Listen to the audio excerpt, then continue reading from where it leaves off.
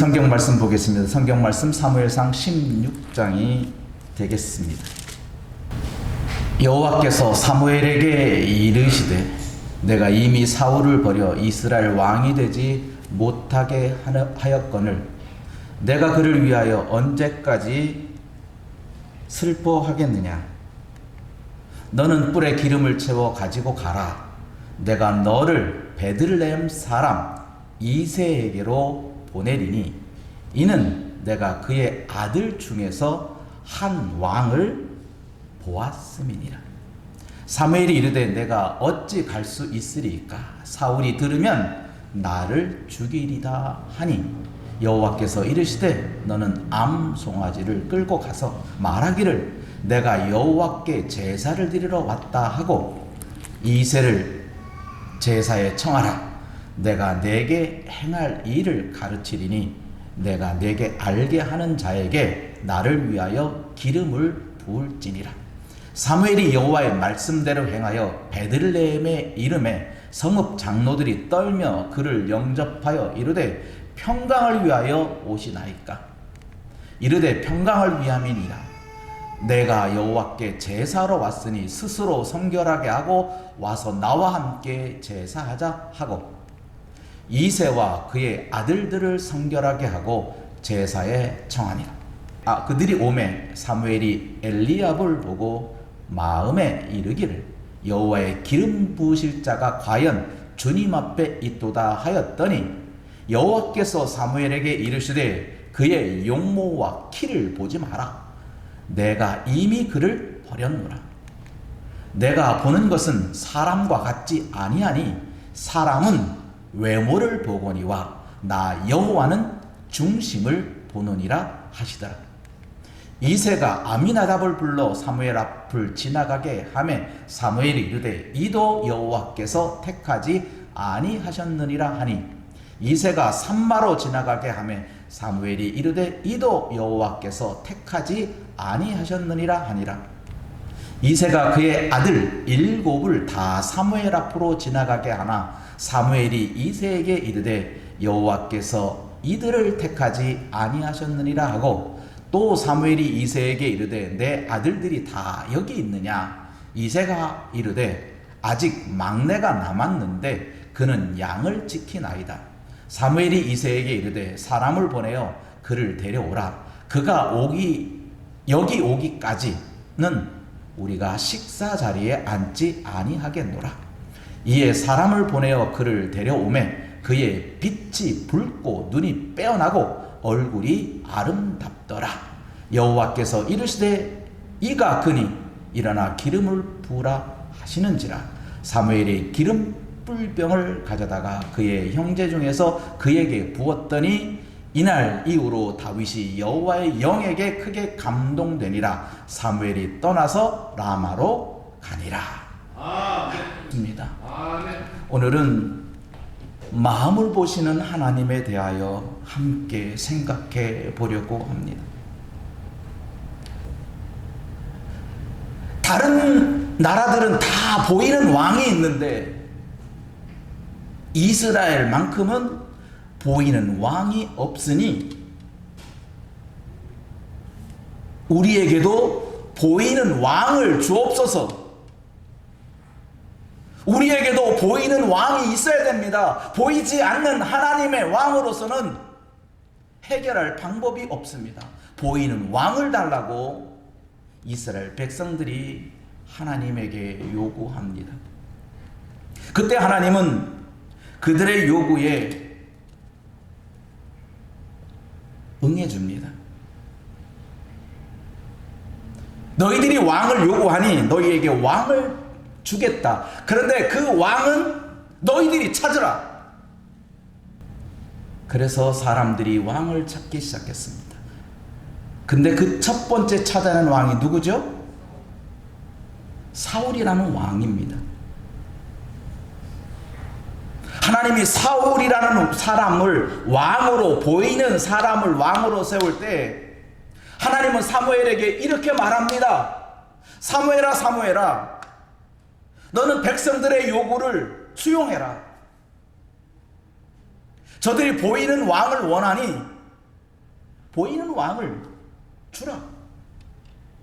너를 미워해서 그런 것이 아니라 왕인 나를 싫어한 이유다. 보이지 않는 하나님을 싫어하니 보이는 왕을 주겠다. 너를 버린 게 아니라 나를 버린 것이다 하면서 보이는 왕을 세웁니다. 그 첫 번째 왕이 바로 사울 왕입니다. 사람들이 이 사울 왕을 세울 때 어떠한 조건으로 세웠는지 성경은 이렇게 표현하고 있습니다.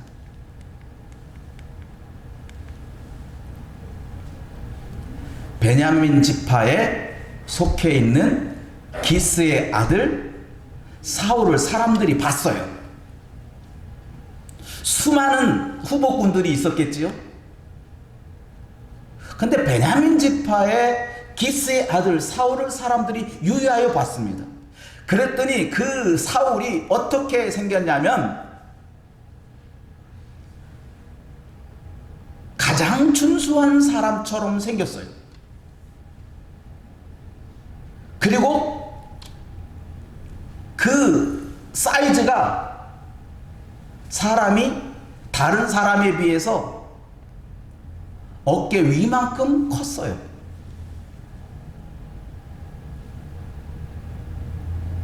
키만 크다고 해서 준수한 사람이 아니라 키도 크고 남자답게 생겼다는 거예요. 멀대처럼 키만 크면 그 준수한 사람 아니잖아요. 멋있는 사람이 아니잖아요. 아주 체격 조건도 좋고 우람하게 생겼고 거기에다가 키까지 크니 저 사람이 바로 우리의 왕이 될 사람이다.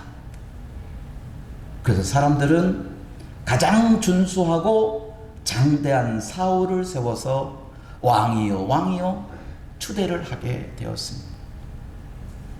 이렇게 사람들의 요구에 추대된 이스라엘의 첫 번째 왕 사울이 하나님으로부터 버림을 당하게 됩니다. 그 이유는 죄를 지었기 때문입니다. 수만 수천 가지의 죄를 열거를 하는 것이 아니라 성경은 버림받게 된 사울의 죄에 대해서 우리가 찾을 수 있는 것은 두 가지의 사건이 있습니다. 순종하지 않은 것입니다. 하나님의 말씀에 순종하지 않았어요.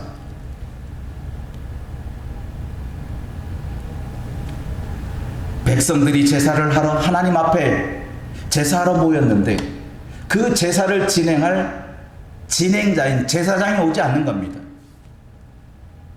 그러니까 사람들이 오늘은 제사장이 안 오니까 오늘 제사는 없는가 보다 하고 사람들이 흩어지려고 했습니다. 마치 이런 겁니다. 오늘날로 조금 하면 백성들은 예배를 드리러 왔는데 예배를 인도할 목사님이 안 오시는 거예요. 그러니까 모였던 사람들이 목사님이 안 오시니까 오늘은 예배하는 날이 아닌가 보다 하고 모였던 사람들이 성도들이 흩어지기 시작하는 거예요.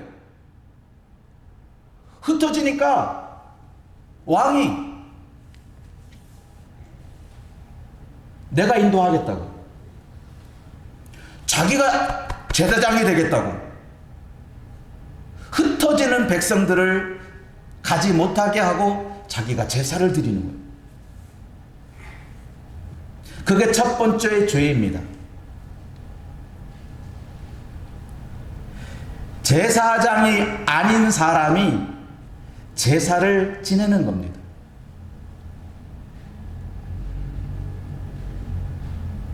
백성들이 원한다고 해서, 백성들이 모였다고 해서 자기의 권한도 아닌 것을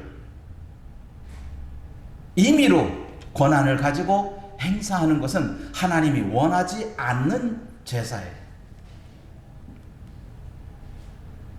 그리고 두 번째 죄를 찾는다면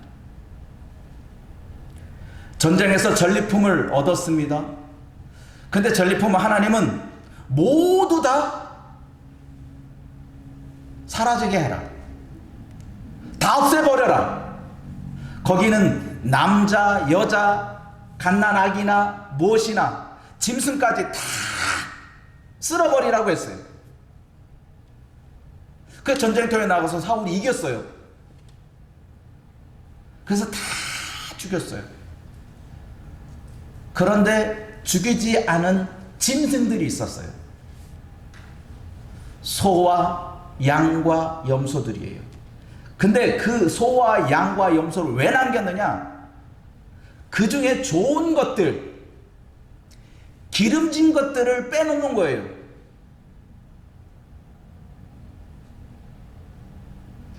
다 진멸해야 되는데 그 중에 좋은 것들을 빼놔서 하나님의 말씀에 순종하지 않은 거예요. 그래서 너 왜 이렇게 내가 진멸하라고 그랬는데 왜 좋은 것들, 기름진 것을 왜 남겨놨느냐 했더니 사울 왕이 변명하기를 하나님께 제사하려고, 좋은 것, 기름진 것 하나님께 제사하려고 남겨놓은 겁니다. 뜻이 좋지요? 하나님께 제사하려고 남겨놓은 거라고 그랬더니 뜻이 좋아 보였겠지요? 그때 하나님께서 말합니다. 순종이 제사보다 나은 거다. 너희가 제사를 드리는 것보다 내 말에 순종하는 것이 더욱 좋다는 거예요. 근데 너는 순종을 하지 않았다는 거예요. 그래서 하나님은 사울 왕을, 이스라엘 첫 번째 왕 사울을 버려버렸어요. 그리고 직접 하나님이 왕을 찾아 나섭니다. 너희가 그렇게 원하는 보이는 왕을 너희들에게 맡겨 놓았더니 너희가 찾은 왕은 결국 버림받을 수밖에 없는 왕이었으니 내가 너희를 위해서 보이는 왕을 선택하겠다. 그래서 하나님이 왕을 찾아 나섭니다. 그게 바로 오늘 본문의 말씀입니다. 지금 하나님께서 이스라엘 사람들에게 줄 왕을 사무엘에게 알려주는데 이새의 아들 가운데 한 왕을 보았다 하면서 그 왕이 누군지에 대해서는 말하지 않으면서 사무엘에게 가라는 거예요. 그리고 사무엘은 갔어요. 가서 이제 누군지를 모르니까 이새의 아들들 한 사람 한 사람 한 사람을 보는데 이새의 아들들은 7명 플러스 1명. 이것도 성경 전체로 보면 이새의 아들이 7이냐 8이냐 그것도 논쟁의 거리는 됩니다만은 일단 오늘 본문에서는 7명을 다 보았어요. 그런데 첫 번째 아들을 보는 순간 사무엘이 눈이 확 갔어요. 첫 번째 아들이 엘리압이라는 아들인데 그 아들을 보자마자 사무엘이 하는 말이 과연 주님 앞에 이 사람이 있구나, 있었구나. 이새의 아들 가운데 정말로 왕이 될 감이 있었구나 하고 엘리압을 보는 순간 사무엘이 이 자가 바로 왕이다 라고 답을 내렸어요. 왜냐하면 엘리압은 용모도 키도 좋았거든요. 아까 여러분 사울 왕을 선택할 때 첫 번째 이스라엘 백성들의 왕 사울 왕은 어떤 사람이었다고 했죠? 준수한 사람이고 키가 큰 사람이라 그랬잖아요. 그 사무엘은 이미 알고 있었던 거예요. 첫 번째 왕이 사울 왕이 어떤 사람이었다고? 준수한 사람이었고 키가 큰 사람이었는데 그 딱 맞는 사람이 누구였다? 첫 번째 아들은 엘리압이 있다는 거예요. 하나님 사울 왕을 하나님이 허락할 때 사울 왕 어떤 준수한 사람이었고 키가 어깨만큼 큰 사람이었으니 야 엘리압이 꼭 거기에 맞는 사람이다라고 사무엘은 단정을 지었어요. 그런데 하나님은 아니야. 아니야. 사울 왕을 택할 때 용모를 보고 키를 보았지 않냐? 그런데 또 보냐? 아니다 하면서 이렇게 말합니다. 같이 한번 읽습니다. 내가 보는 것은 사람과 같지 아니하니 사람은 외모를 보거니와 나 여호와는 어디를 본다고요? 중심을 본다 라고 말씀하시는 거예요. 사람은 어디를 본다고요? 사람은 외모를 봐요. 여기서 우리가 하나님이 찾으시는 왕에 대한 모습을 보게 됩니다. 용모와 키를 보지 말라 하시면서 하신 말씀은 중심을 본다 하셨어요. 사람은 겉을 봐요, 속을 봐요? 겉을 봐요. 겉을 봐요. 그런데 하나님은 뭘 본다고요? 중심을 본다는 거예요. 근데 사람의 중심을 보지 못하는 이유가 뭘까요? 그럼 하나님이 중심을 보니까 사람도 중심을 보면 좋지. 그런데 이 중심이 사람의 눈에는 안 보이네. 보이면 중심 보니까 참 좋은 사람 같아. 저 중심 보니까 딱 맞는 것 같아. 쉽게 답을 내리겠죠. 근데 뒤집어 볼 수가 없어요. 사람의 중심을 사람의 눈으로 보여 뒤집어 볼 수가 없어요. 그래서 사람들이 하는 말, 사람은 겪어봐야 한다는 거야. 겪어봐야 한다는 거예요. 겪어보기 전까지는 그 속을 알 수가 없다는 거예요. 그게 사람이에요. 그런데 하나님은 겪어보지 않고도 안다는 거예요. 사람은 겪어봐야 사람을 알지만 하나님은 겪어보지 않고 사람을 안다는 거예요. 예수님께서 마태복음 23장 25절 26절에 말씀했어요. 외식하는 서기관들과 바리새인들이요, 잔과 대접의 겉은 깨끗하되 그 안에는 뭐가 있다? 탐욕과 방탕으로 가득하다. 이 잔과 대접을 사람의 속으로 비유한 거예요. 사람의 몸으로 비유한 거예요. 사람의 몸의 겉은 깨끗하게 씻고 있다. 단장을 하고 있다. 그런데 그 속에는 무엇이 있다? 탐욕이 있다. 방탕함이 있다. 얼마나 많은 탐욕이.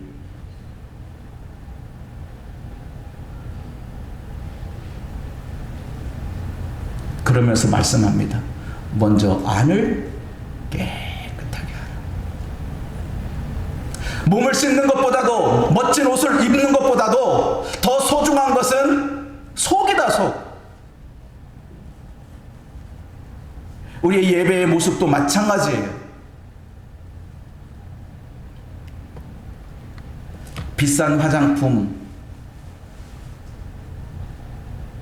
이쁘게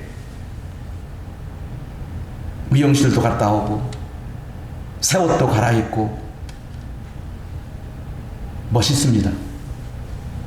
그 정성 소중합니다.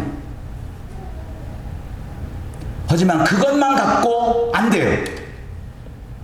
또 그것이 우선이 아니에요. 내 안을 깨끗하게 하라.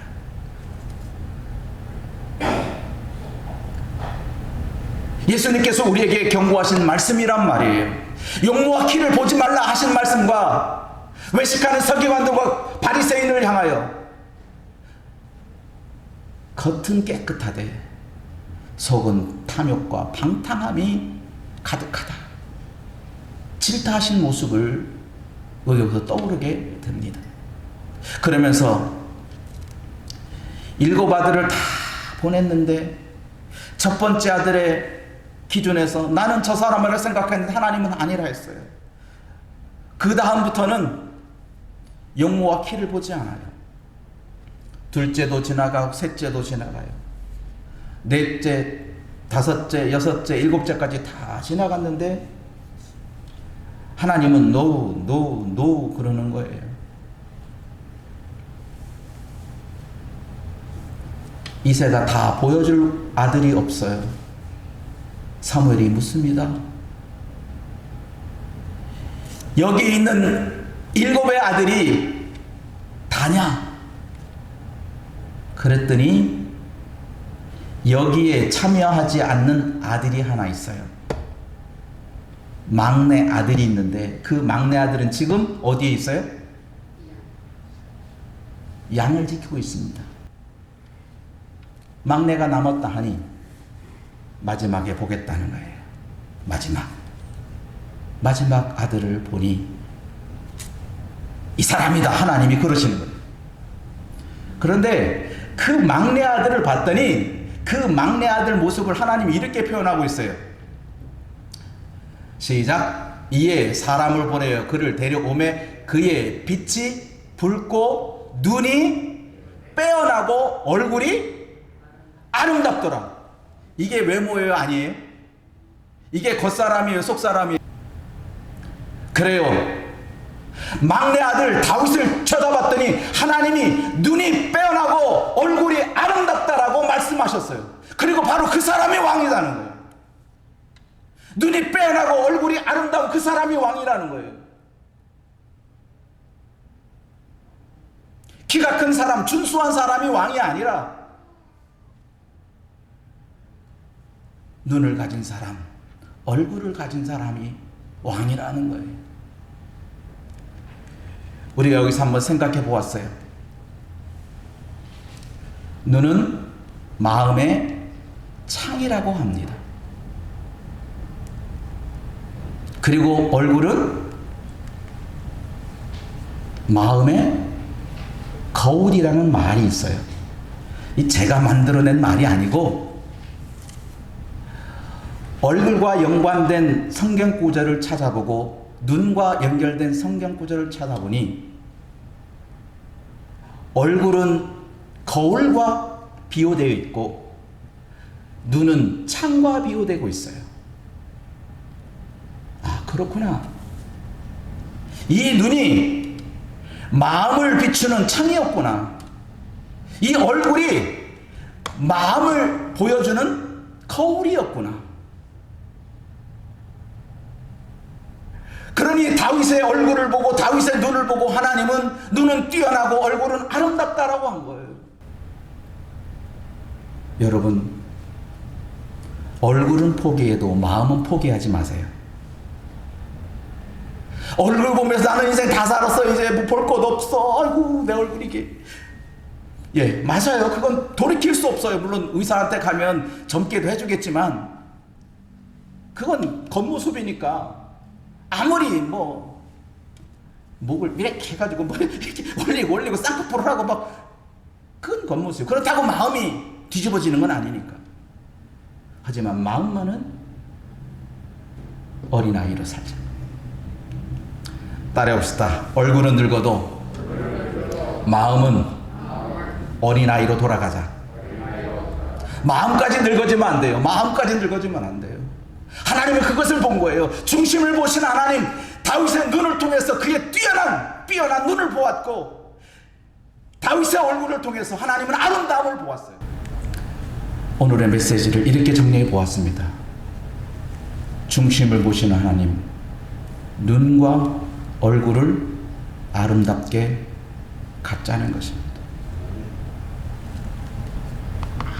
여러분의 눈은 지금 무엇을 바라보고 있고 여러분의 얼굴은 지금 무엇을 표현하고 있습니까?